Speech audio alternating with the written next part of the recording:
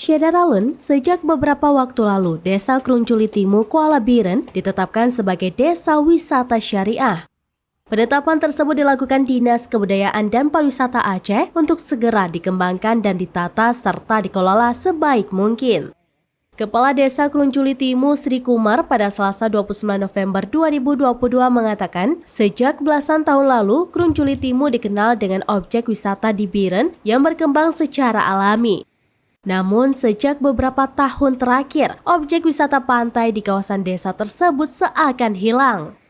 Penyebabnya karena akses jalan dan jembatan ke lokasi rusak parah, sehingga objek wisata sulit berkembang. Akhirnya, beberapa waktu lalu, perangkat desa melakukan berbagai upaya agar objek wisata pantai dengan bibir pantai panjangnya sekitar 1 km lebih dapat dikembangkan hingga akhirnya ditetapkan sebagai salah satu desa wisata syariah di Biren. Saat ini, akses jalan dan pembangunan satu jembatan permanen yang rusak saat musibah tsunami sangat dibutuhkan. Pada Minggu 27 November 2022, perangkat desa dan lembaga desa melaksanakan gotong royong dengan membersihkan lingkungan desa persiapan sebagai desa wisata syariah. Desa Krungculitimu berjarak sekitar 3 km arah utara Biren, saat ini berpenduduk sekitar 1.000 jiwa.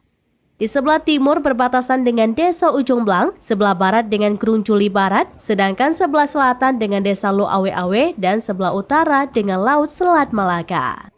Dari Biren, Yusmadin Idris, Seraminus.com.